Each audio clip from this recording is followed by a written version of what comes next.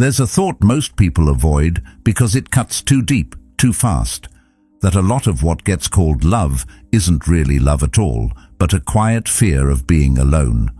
That the urge to always have someone there isn't connection, it's distraction, and some relationships aren't built to bring you closer to yourself, but to keep you far enough away that you never have to face what's actually there. That discomfort you feel in silence, that restless pull to fill the space. It isn't random. It's the part of you that knows something real is waiting underneath it. The Stoics understood this in a way that still feels unsettling today. A person who cannot sit with themselves is already in chains, even if those chains feel comfortable. Because dependence doesn't always look like weakness. Sometimes it looks like attachment, like routine, like something you've convinced yourself you need. But the moment you remove the noise, the moment you stop reaching outward and start turning inward, something changes. You begin to see clearly. And that clarity doesn't arrive gently. It exposes what's been ignored. It reveals what's been avoided. But it also gives you something most people never reach, a chance to understand yourself without distortion. And once you see that, even briefly, it becomes difficult to go back to living the way you did before. It often begins so quietly that you almost miss it. A moment with no notifications, no conversation, no one else shaping your behavior, just stillness. And in that stillness, something unfamiliar starts to surface. Not the version of you that speaks or reacts, but the version underneath all of that. Unfiltered, unedited, unconcerned with expectations. At first, it doesn't feel like clarity. It feels like noise. Thoughts overlapping. Emotions rising without structure. Fragments of things you've pushed aside slowly coming back into view. And because nothing interrupts it, it feels louder than it actually is. Most people never stay in that moment long enough to understand it. They move away from it. They reach for something, anything, that restores distraction. But that instinct to escape is exactly what keeps things buried. Because what feels uncomfortable isn't the silence itself. It's what the silence reveals when nothing is covering it anymore. There's a reason the mind resists stillness. It isn't used to being seen this clearly. When there's space, it fills it, and not always in comfortable ways. It brings forward unresolved thoughts, lingering doubts, questions you've postponed for convenience. It exposes contradictions you've learned to ignore. And because these things don't have immediate answers, they create tension. But unfamiliar doesn't mean unnatural. It usually means unpracticed. The ability to sit with your own thoughts without reacting to them is something most people never develop. So instead, they stay busy, they stay occupied, they stay surrounded. Not because they want to, but because it's easier than facing what's waiting underneath. And over time, that avoidance becomes so normal that even a few minutes of silence feels overwhelming. Not because the mind is too heavy, but because it's finally being experienced without interruption. But if you stay with it, even briefly, something begins to shift. Not all at once, but gradually. The noise starts to organize itself. Thoughts separate. Patterns emerge. You begin to notice not just what you're thinking, but how you're thinking. And that awareness changes your position completely. You're no longer fully inside the experience, reacting to everything as it comes. You're observing it, understanding it, creating space between you and your immediate response. And that space is where clarity begins, not the kind that gives instant answers, but the kind that removes distortion. Without constant influence, without pressure to respond, without needing to maintain a version of yourself for someone else, you start seeing things as they actually are. And that kind of clarity is rare, because most people never give themselves the conditions to experience it. The Stoics saw this clearly. They didn't treat solitude as something to avoid, but as something to use. A place where the mind could be understood, not controlled. As Marcus Aurelius wrote, "Nowhere can man find a quieter or more untroubled retreat than in his own soul." That retreat isn't about escaping life. It's about stepping back from constant reaction long enough to actually see it. And once you begin to see clearly, something changes. You notice when you're reaching for distraction, when you're avoiding something instead of facing it, when you're choosing comfort over understanding. And that awareness doesn't judge you. It simply shows you what's happening. And for the first time, you have a choice. Not based on habit, not based on fear, but based on clarity. And from that point forward, everything starts to shift in subtle ways. You begin to realize how much of your life was shaped by avoiding yourself. How many decisions were made to stay comfortable rather than to stay honest. How often you chose noise over clarity, simply because clarity required you to sit with things you didn't fully understand yet.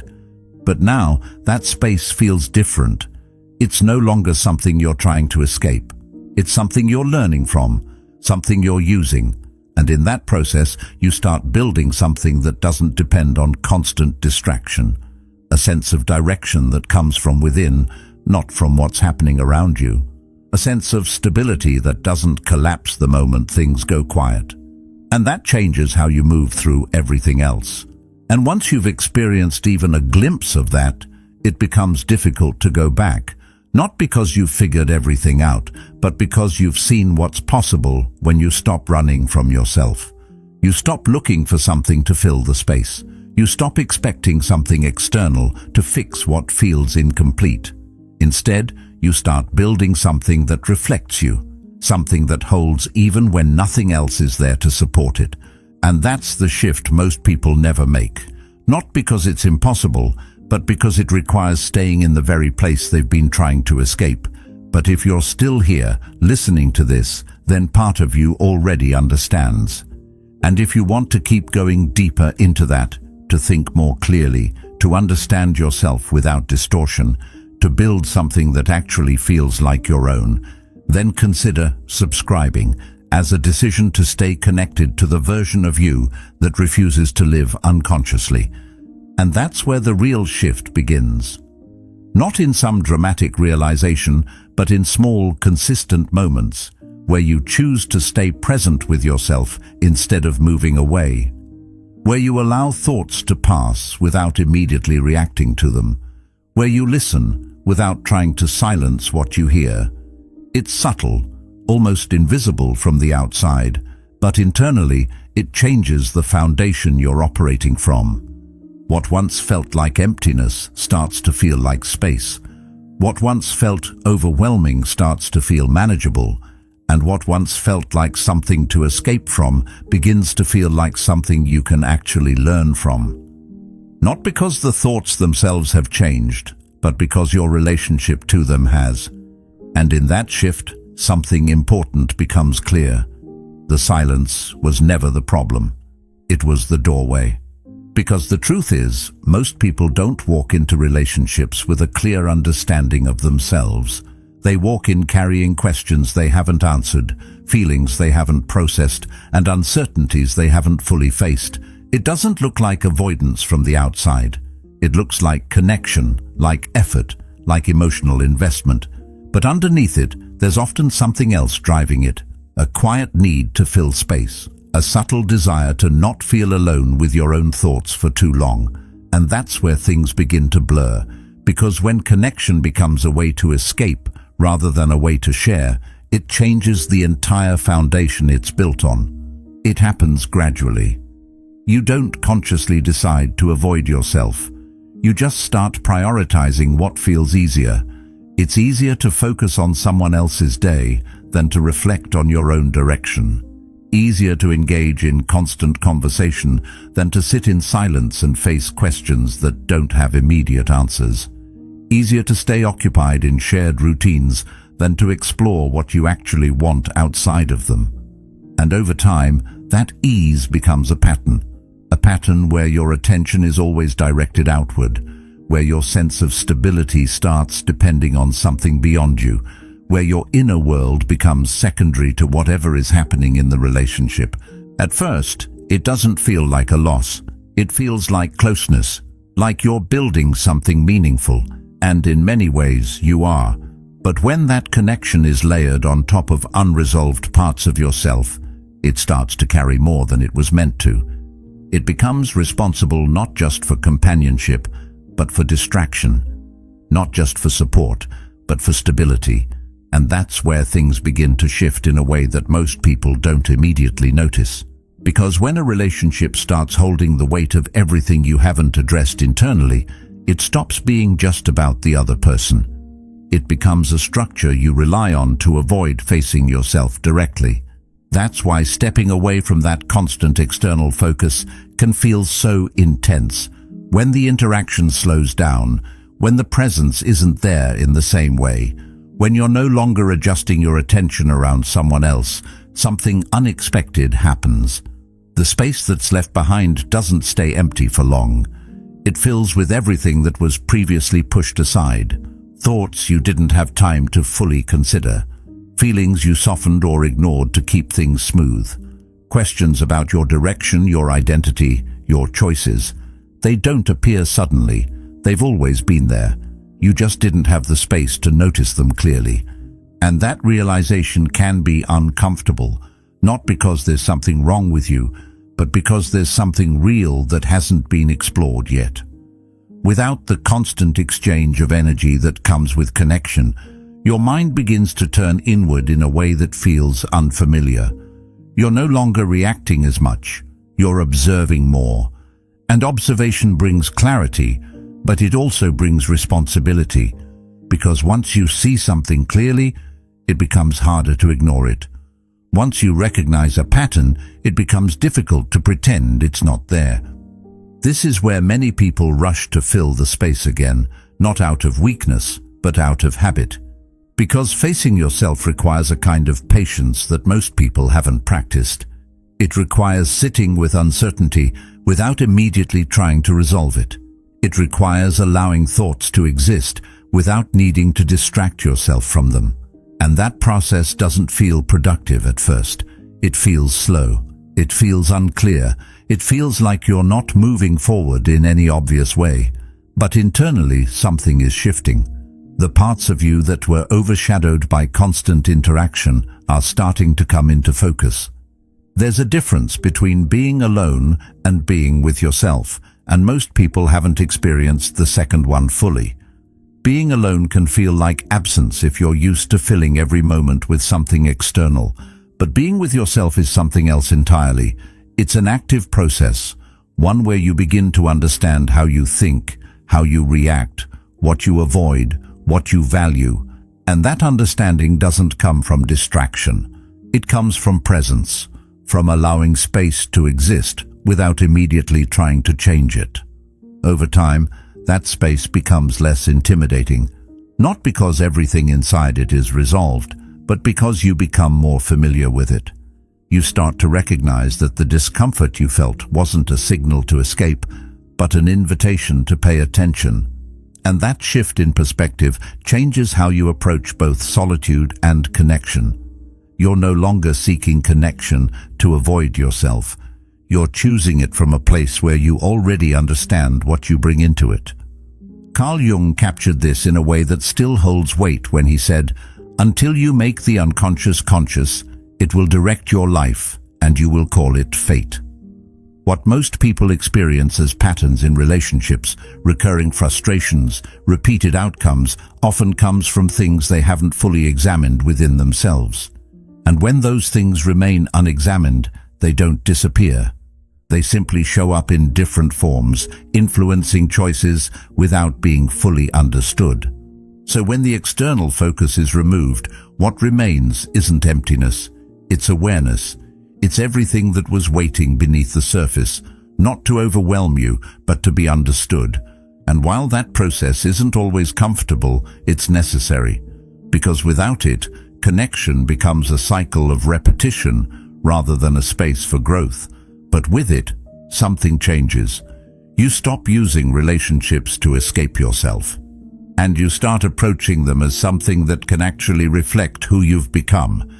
And this is where something subtle but powerful begins to change. Not all at once, not in some dramatic moment, but in small decisions that start to feel different. Without someone else constantly shaping your choices, your attention naturally begins to turn inward. You notice it in the way you think through simple things: what to do with your time, what you actually enjoy, what feels right without needing to explain it. At first it might feel unfamiliar, even a little uncertain, because you're not used to making decisions without considering how they'll be received. But that uncertainty isn't confusion, it's space. Space that was always there, just never fully yours. When you're used to sharing your life closely with someone, even the smallest decisions can become collaborative without you realizing it. You adjust your timing, your preferences, your reactions, not always consciously, but consistently. Over time, that adjustment becomes automatic.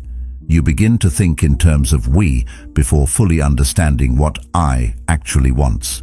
And while that can create harmony, it can also blur something important. Because when your internal direction is constantly aligned with someone else's expectations, your own voice becomes quieter. Not gone, just harder to hear.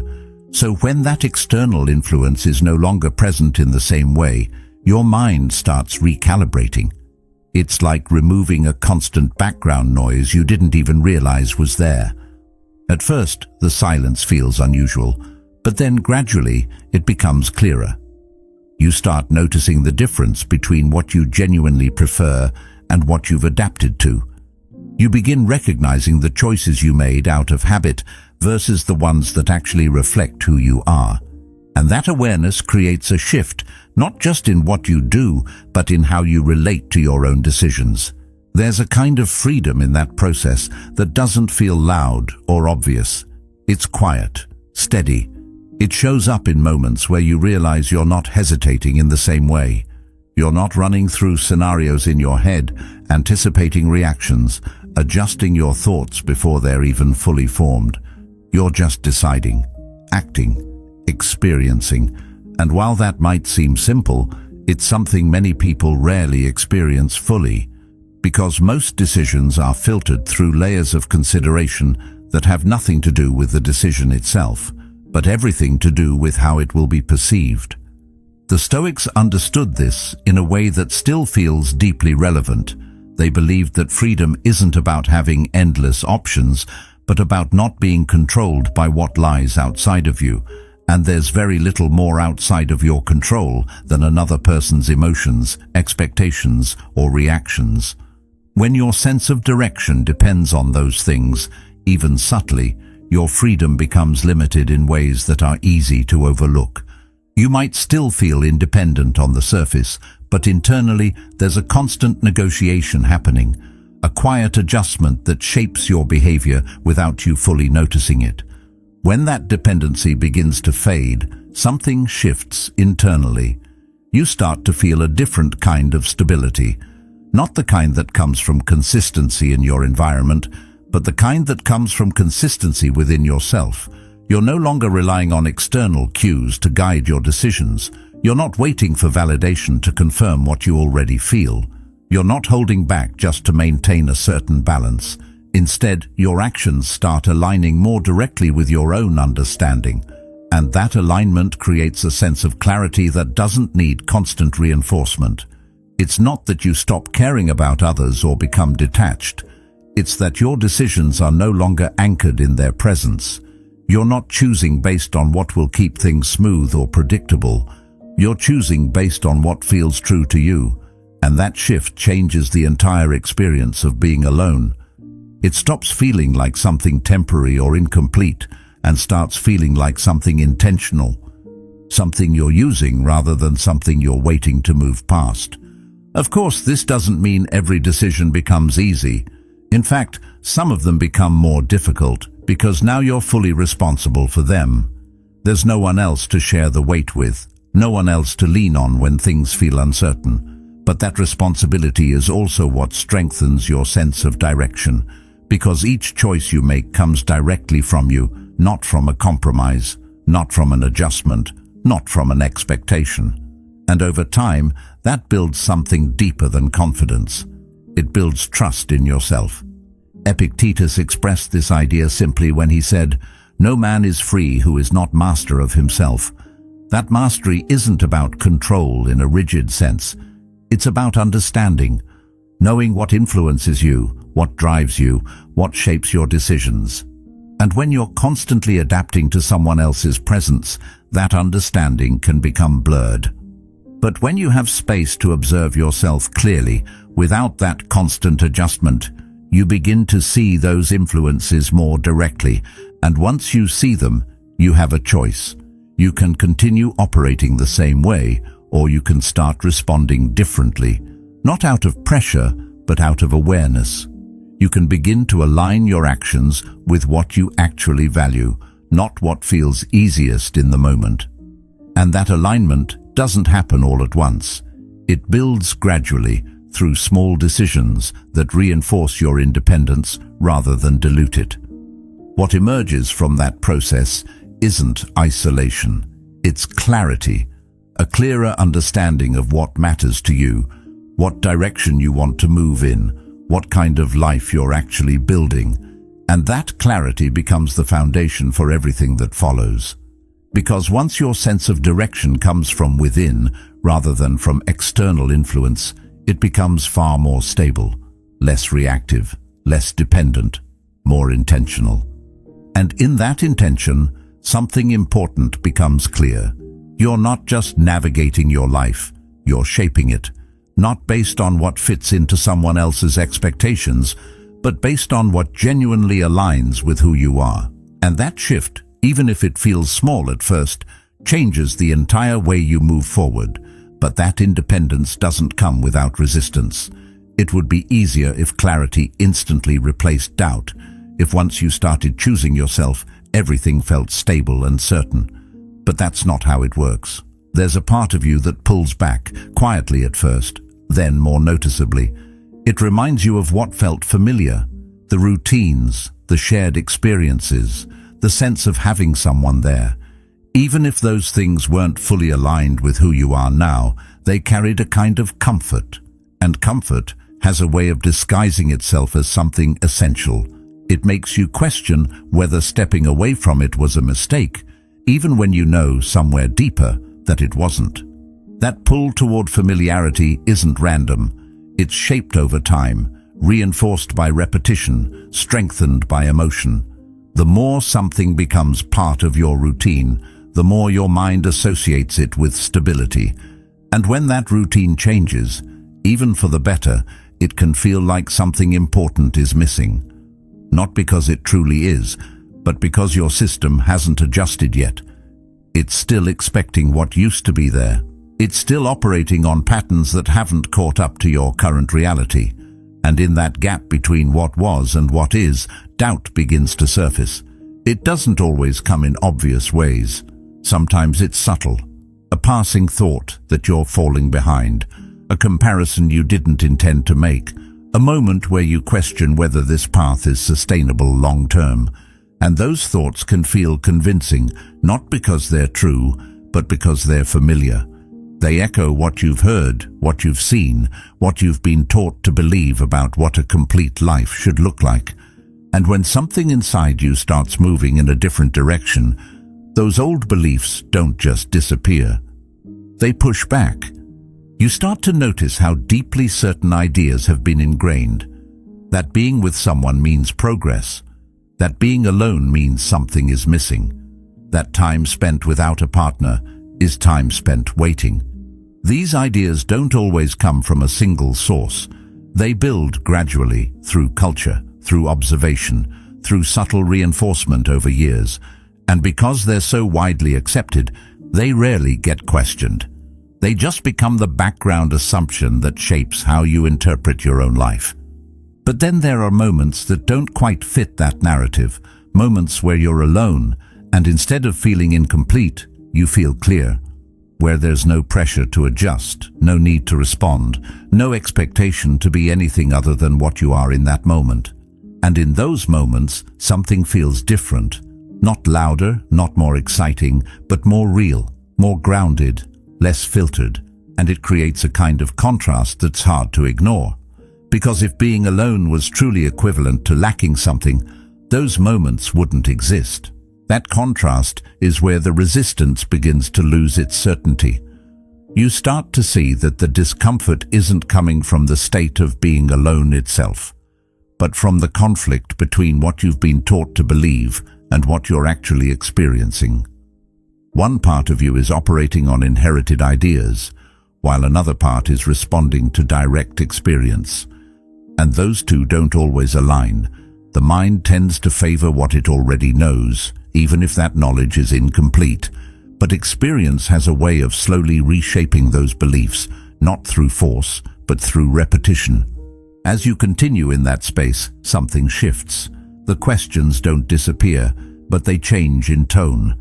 They become less about whether you're missing out and more about what you're actually gaining, less about how this looks from the outside and more about how it feels from the inside. And that shift isn't dramatic.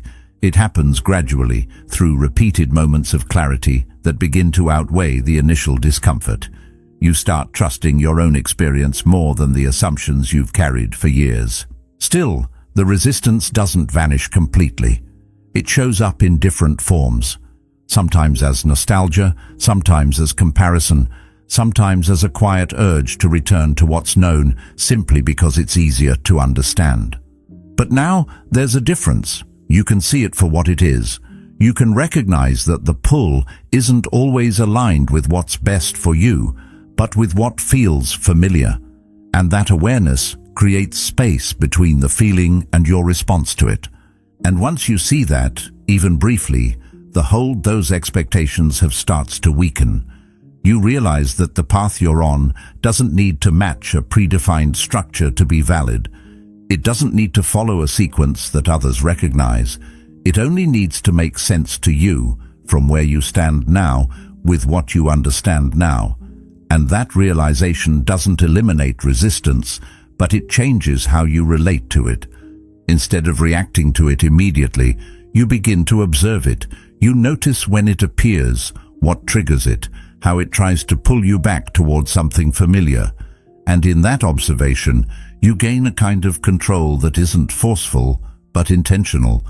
You're no longer being moved by every passing doubt. You're choosing how to respond to it. What remains is something quieter, but stronger. A growing understanding that what feels unfamiliar isn't necessarily wrong, and what feels familiar isn't always aligned. And in that understanding, the resistance loses its authority. It becomes just another part of the process, not something that defines it. In those quieter moments, something else begins to come into focus. Not all at once, but gradually, like a reflection becoming clearer the longer you look at it. You start to notice how much of who you thought you were was shaped in response to someone else. The way you spoke, the way you reacted, even the things you claimed to prefer. None of it felt forced at the time. It felt natural, like you were simply adapting, being considerate, being part of something shared. And in many ways you were. But adaptation, when repeated enough, begins to blur into identity. What starts as adjustment slowly becomes who you believe you are. It doesn't happen in obvious ways. It's rarely a moment where you consciously decide to change yourself. It's a series of small choices. You soften an opinion here, delay a reaction there, choose something familiar over something you actually want because it keeps things smooth. Each choice feels minor, reasonable, even mature. And because there's no immediate consequence, you don't question it. In fact, it often feels like the right thing to do, like you're growing, becoming more flexible, more understanding. But what isn't immediately visible is the accumulation of those choices over time. Over time, that version of you becomes easier to carry. It's predictable, adaptable, aligned with what's expected, but it's also slightly removed from what's real. Not completely, but enough that something feels different when you step outside of that dynamic. When you're no longer in that environment, no longer adjusting in the same way, you begin to notice the gap. The difference between how you were showing up and how you actually feel when there's no one else to respond to. And that difference can be surprising, even disorienting at first, Because now, without that constant feedback loop, you're left with something more direct. You don't have to anticipate reactions. You don't have to adjust your tone. You don't have to align your preferences with someone else's expectations. And in that absence of adjustment, your natural responses begin to surface again. The opinions you held back, the interests you set aside, the ways of thinking that didn't quite fit into the dynamic you were part of. They don't return all at once. They reappear gradually as you give yourself space to exist without filtering. This is where things can feel unfamiliar because you're no longer operating from a version of yourself that was shaped through constant interaction. You're reconnecting with something that hasn't been fully expressed for a while, and that process isn't always smooth. There's a period where you're not entirely sure what feels right, because you're distinguishing between what was adapted and what is actually yours. But that uncertainty is part of the process. It's the space where clarity begins to form, not from external validation, but from direct experience. What becomes clear over time is that much of what you thought was you was actually a response to maintain connection, to keep things balanced, to avoid disruption. And while those responses served a purpose, they weren't always aligned with your deeper preferences or values. They were functional, not necessarily authentic. And when you step out of that pattern, even temporarily, you begin to see that difference more clearly. Carl Jung once said, "The privilege of a lifetime is to become who you truly are." That process isn't about adding something new. It's about removing what was never fully yours to begin with. The layers of adaptation, expectation, and adjustment that built up over time. And being single in this context creates the conditions for that process to unfold.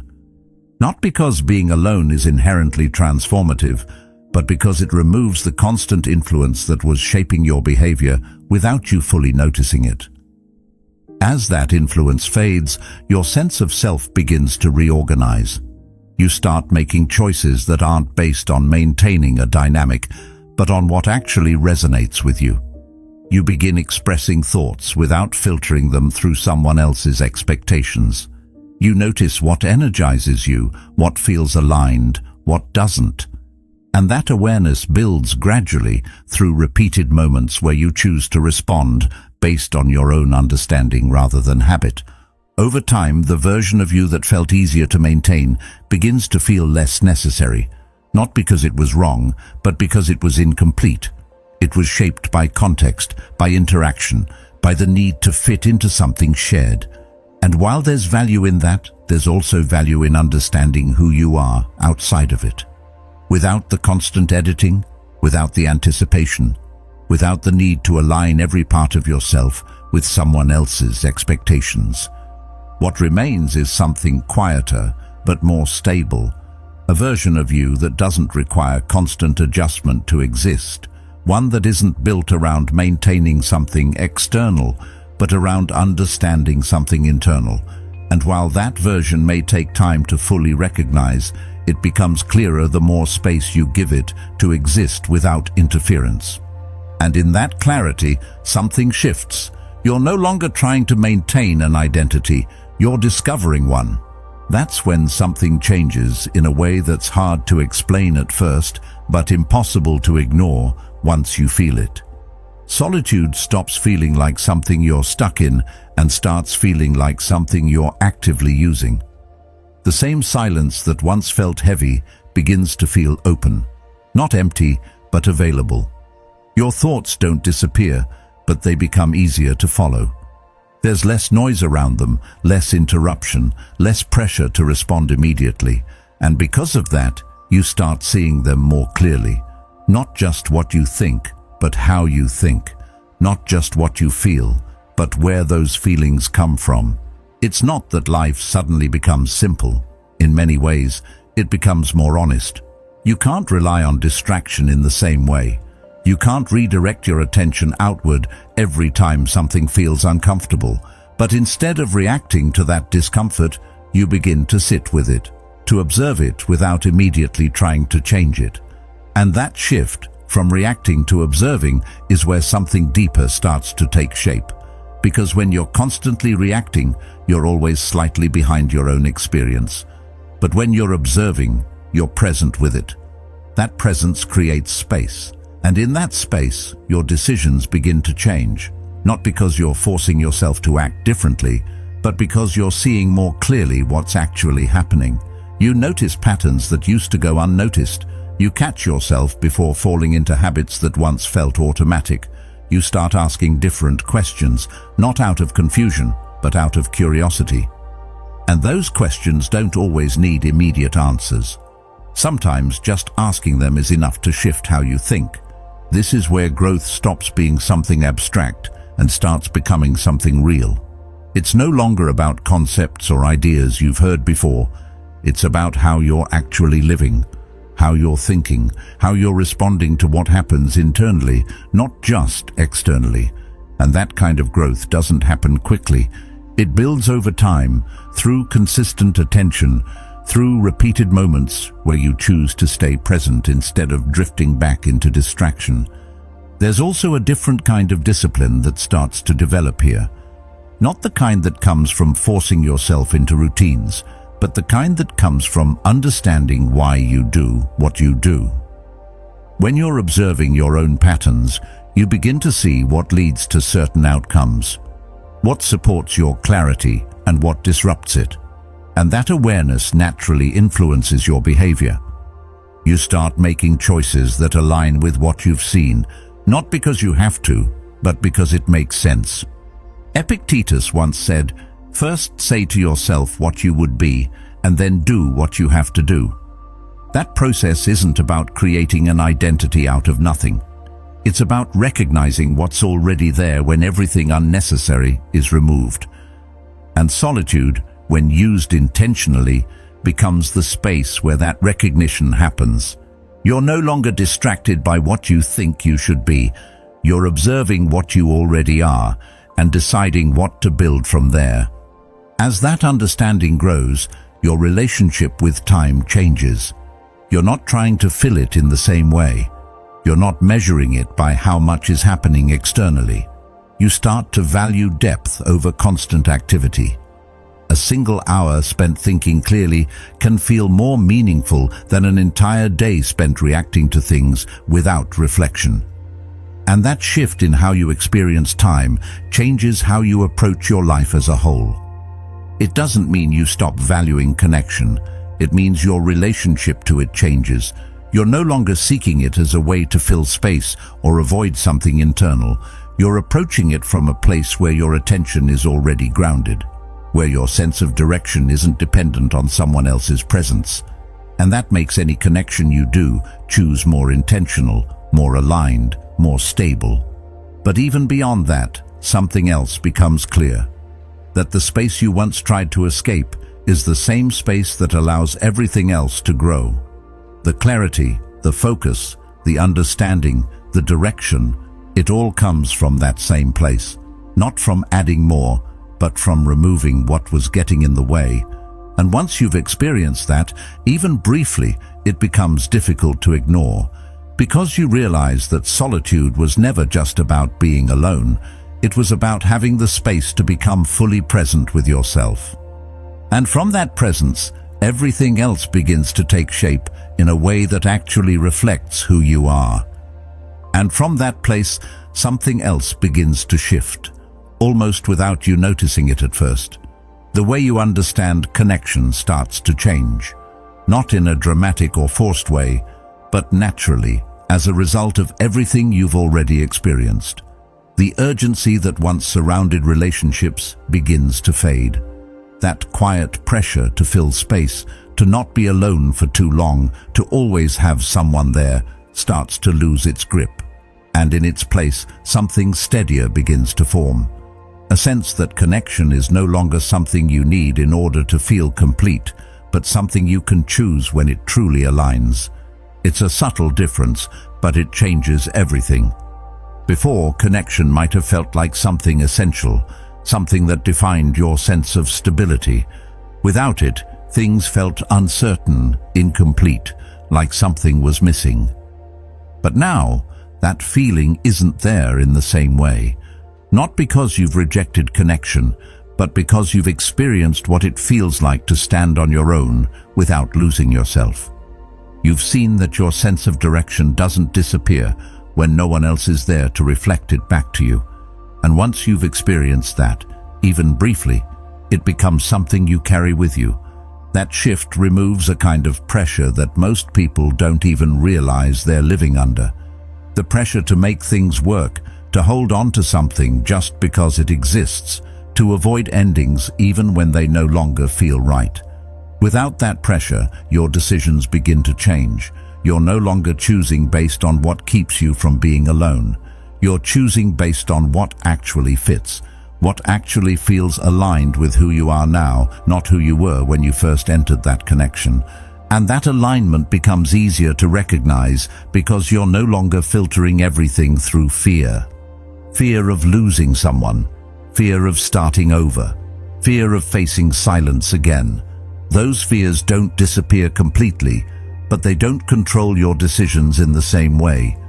You've already faced the silence. You've already experienced what it's like to sit with yourself without distraction, and because of that, the idea of being alone doesn't carry the same weight. It's no longer something you're trying to avoid at all costs. This creates a different kind of clarity. You start to see relationships for what they are, not for what they promise to fix. You're not looking for someone to stabilize you, to complete you, to give you a sense of direction. You already have that. Instead, you're looking for something that adds to it, something that complements what you've built within yourself rather than something that replaces it. And that distinction changes how you approach everything, from who you connect with to how you maintain those connections. There's also a shift in how you respond to misalignment. Before, you might have tolerated things longer than you should have, not because you didn't see them, but because leaving felt like a loss of stability. But now, that fear isn't as strong. You know that your stability doesn't depend on the relationship itself. And because of that, you're more willing to step away from what doesn't feel right. Not out of detachment, but out of respect for yourself. Out of an understanding that holding on to something misaligned costs more than letting it go. From this place, you begin to approach connection with a different mindset. You're not trying to make something work at all costs. You're not adjusting yourself to fit into something that doesn't align. You're observing, understanding, allowing things to unfold without forcing them into a specific outcome. And that patience creates space for something more genuine to develop. Something that isn't built on urgency or fear, but on mutual clarity. There's also a kind of calm that comes with this shift. You're not constantly evaluating where you stand, not constantly seeking reassurance, not constantly adjusting your behavior to maintain a certain dynamic. You're present, you're engaged, but you're also grounded in yourself. And that grounding changes how you experience connection in a way that's difficult to replicate when you're operating from a place of need. Over time, this becomes your default way of relating, not just in romantic connections, but in all forms of interaction.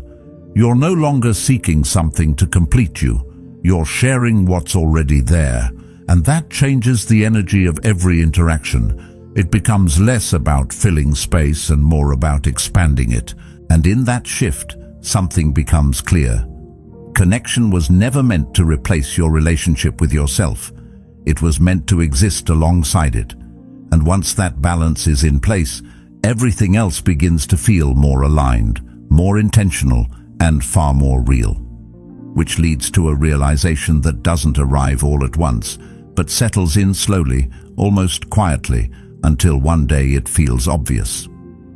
Being single was never the problem. It only felt like one because of how it was framed, because of what you were taught to believe it meant, that it was temporary, incomplete, something to move past as quickly as possible.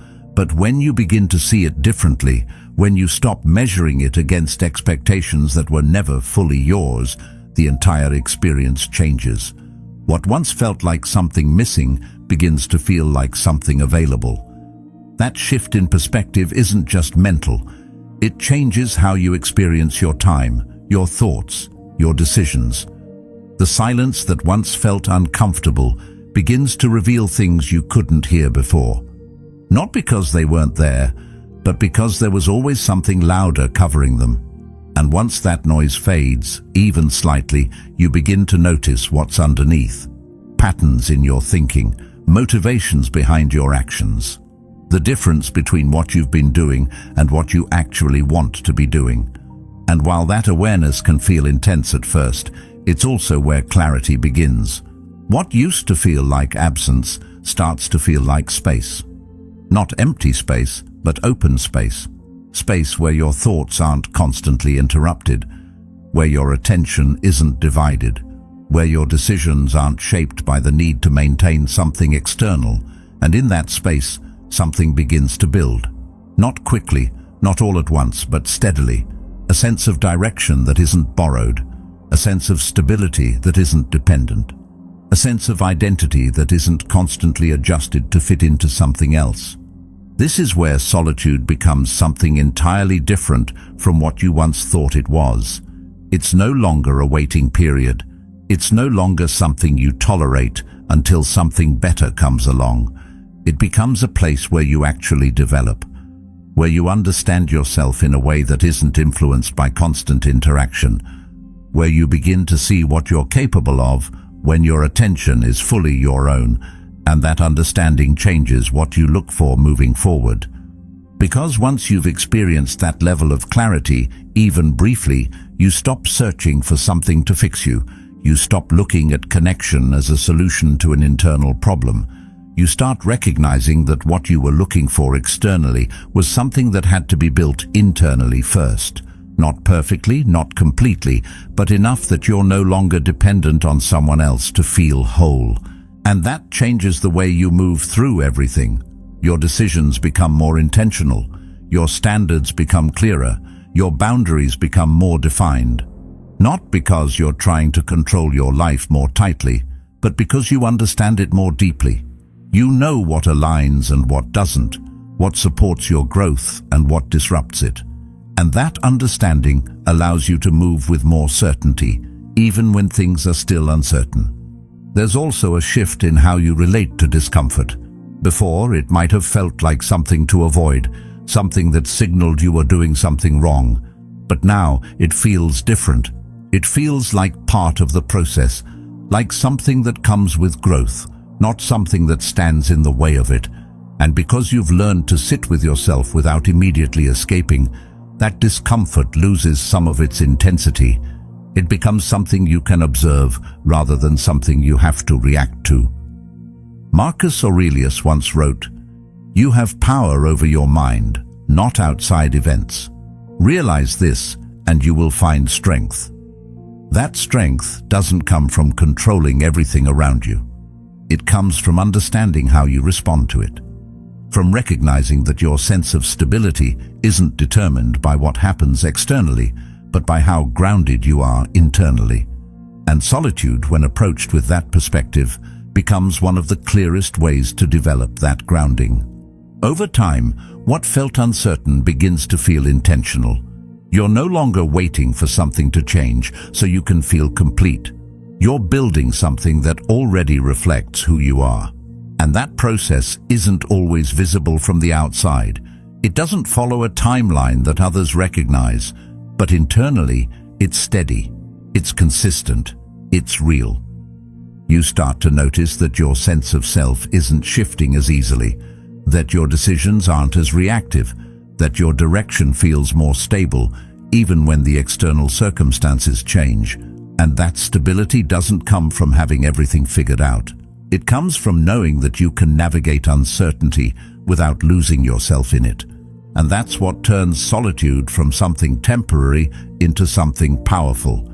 Not because it lasts forever, but because of what it builds while it's there.